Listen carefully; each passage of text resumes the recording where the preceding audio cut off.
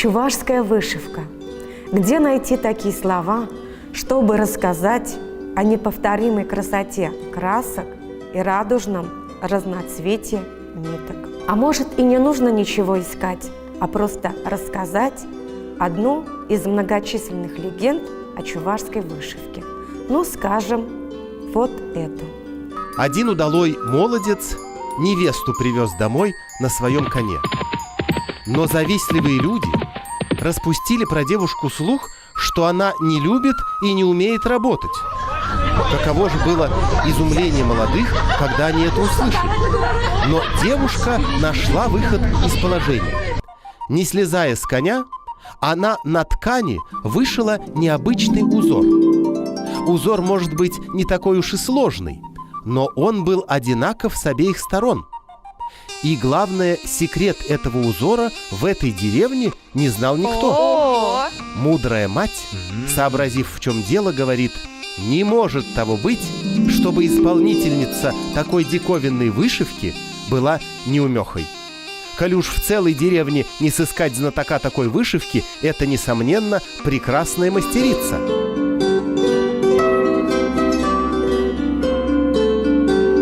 Сегодня мы вам покажем технику исполнения мудреного шва. Мудреный шов является самым распространенным из основных швов декоративно-маскировочных швов. Двухсторонний, одинаковый и с лицевой, и с изнаночной стороны, он вышивается слева направо. Мудреный шов использовался для вышивания сурбанов, плясовых платков, поясных украшений яргач, сара. Основным швом является ут-паги. Для работы нам понадобится ткань. Размером можно взять, если вы вышиваете на руках, канву 10 на 10 сантиметров. Если вы вышиваете на пяльцах, можно взять размер канвы 15 на 15. Нитки мулине. Можно взять нитки черного цвета, красного цвета или же зеленого цвета. Иголку. Иголка должна быть закругленным острием, и ушко должно быть большим, чтобы нитка вдевалась без труда. Когда мы приступаем к работе, берем нитку определенной длины. Лучше брать две нитки определенного расстояния, их складываем пополам, и вот 4 конца у нас оказались вместе. И вот эти концы мы должны вдеть в иголку. Так, вдевается, и петля должна остаться свободной. Как я уже говорила, нитки берем мулине, потому что они подходят больше, так как они являются прочными и стойкими, и у них есть блеск. Как раз подходит для вышивания. Прежде чем приступить к технике выполнения на ткани, наверное, все-таки надо ознакомиться со схемой. На миллиметровой бумаге я подготовила схему мудреного шва. Сплошные линии указывают линии узора, который у нас будет с лицевой стороны. Пунктиром показаны линии, которые будут с изнаночной стороны. Цифры в скобках указывают на номера, номер, то есть точки, откуда выходит игла с изнаночной стороны. Ну, наверное, приступаем к работе. Как я уже говорила, можно вышивать на руках, без пяльцев. Можно использовать пяльцы, они круглой формы. Мы с вами будем использовать пяльцы-станок, где мы уже укрепили нашу ткань. А сейчас приступаем к работе. Шов выполняется слева направо. Сейчас мы закрепляем нитку. Так, счет ведется тоже определенный, поэтому мы берем точку, где у нас будет начинаться наш узор.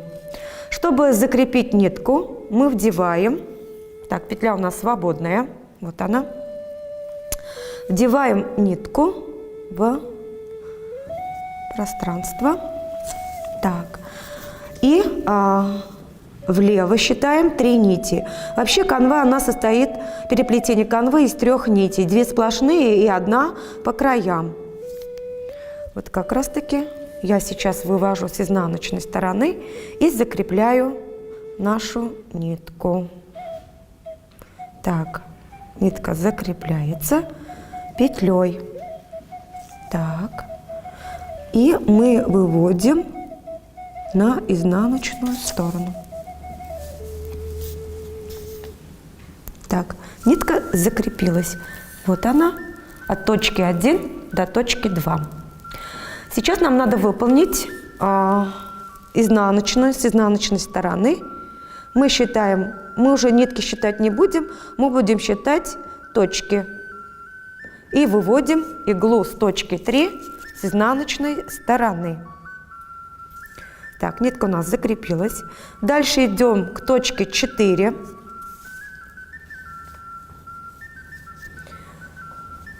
Так, 2 параллельные линии у нас получились. И выходим с точки 5. Выходим вот таким концом иглы, чтобы удобнее было брать нитку. Теперь считаем точку. Получается, она у нас нерабочая, поэтому мы пропускаем эту точку и к точке 6 выводим иглу на изнаночную сторону. Так, и теперь возвращаемся уже к точке 7. Так как иголка выходит с изнаночной стороны, это у нас будет точка 7. Так, вывели иглу. И мы делаем как бы вот верхний узор, она выглядит как галочка. Идем к точке 8. Так, закрепили. И мы теперь уже как бы завершаем наш узор и идем к точке 9 с изнаночной стороны. Выходит иголка с изнаночной стороны, и она возвращается к точке 6. Но это у нас будет уже 10-я точка. Вот так будет выглядеть весь узор. Похоже на копытца. Теперь мы должны выйти, пропустить нерабочую точку. Вот она видна. И выходим к точке 11 с изнаночной стороны. Дальше возвращаемся к точке 9. Это у нас 12-я уже точка. Выходим вот налево, направо вернее, и уже делаем следующий шов. Так, возвращаемся к исходной точке уже 11, по счету у нас 15. Пропускаем нерабочую точку и идем дальше. Так как нитка чуть длиннее, приходится тянуть.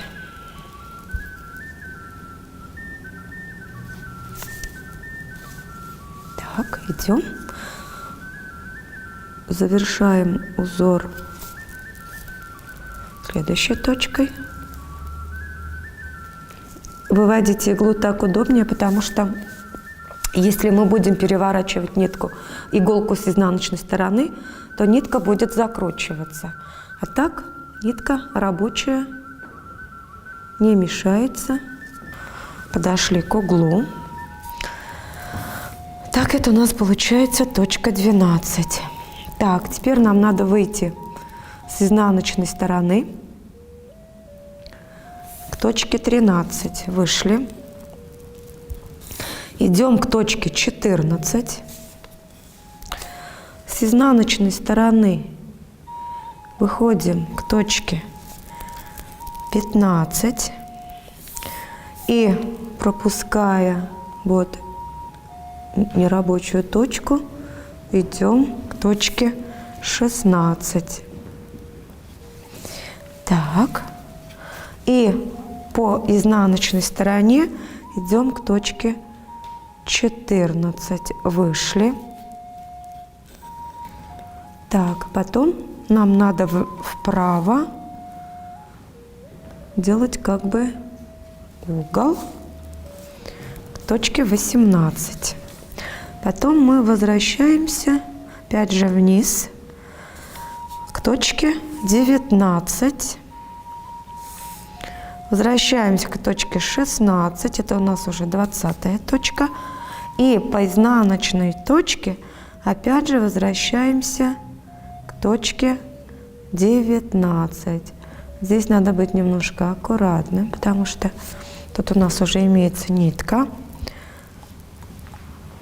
Так, и отсюда же идем, вот, две рабочие точки, у нас точка 22. Так, угол мы сделали. Теперь вот с этой точки 22 возвращаемся к нашей точке под номером 18. Это у нас будет 23 точка. И делаем следующий шаг к точке 24. Вот сюда. И у нас уже как бы узор получается. Возвращаемся к точке 22. Но это у нас уже будет точка 26. Также пропускаем нерабочую точку и идем к точке 27. Так. И начинается уже наш узор по новой линии. По новой линии мы продолжаем вышивать.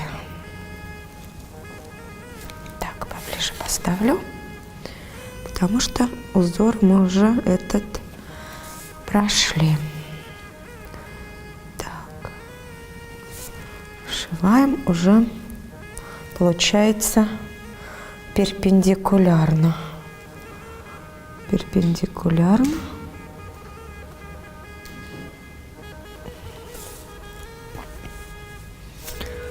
К нашему узору.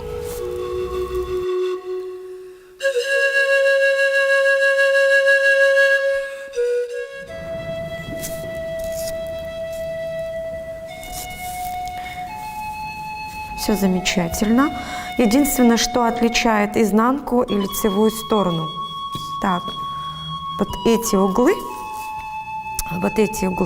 они выдают изнаночную сторону. А это у нас будет лицевая сторона. Вот так она выглядит. Диковинная вышивка. Или по-другому мудреный шов. Ну, закрепляем нитку. Следующим образом, наверное, все-таки надо это показать. Мы прячем уже вот за узором нитку. Таким образом вдеваем. Вот она у нас закрепилась. И то, что осталось, мы отрезаем. И все. Какого узелка вы уже не найдете.